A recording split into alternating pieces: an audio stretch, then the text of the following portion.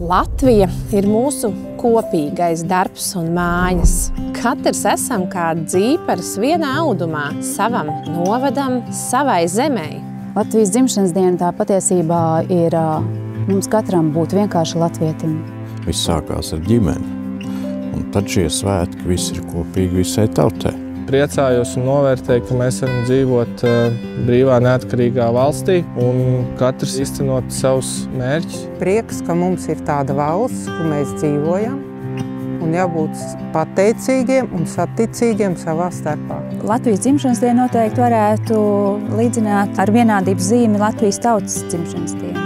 Novēlu visiem braukt atpakaļ uz Latviju, lai mums visiem būtu vairāk spēka būt šeit, nevis kaut kur citur. Latvijas spēks ir mūsu bērnos, mūsu nākotnē.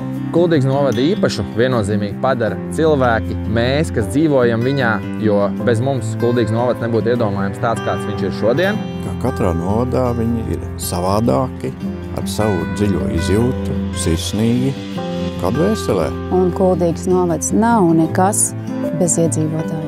Mans novēlējums latviešu tautai ir darīt to, kas jums patīk. Un ja jūs darat to, kas jums no sirds patīk, tad no sirds arī viss izdodas. Gribētu visiem novēlēt pilnus puņķus, jo tad arī prāts ir mierīgāks. Galvenais, lai jebkuru dienu, lai ir blakus kāds, ar kuru dalīties. Lai visiem mums viss būtu, lai būtu maizīt uz galda, lai būtu pēduši, lai būtu priecīgi un laimīgi. Šajos trauksmēnajos laikos es novēlētu vienam atrast iekšēju mieru un mums kā tautai atrast saticību, jo man liekas, ka vienoti cilvēki veido spēcīgu tautu un līdz ar to arī valsti.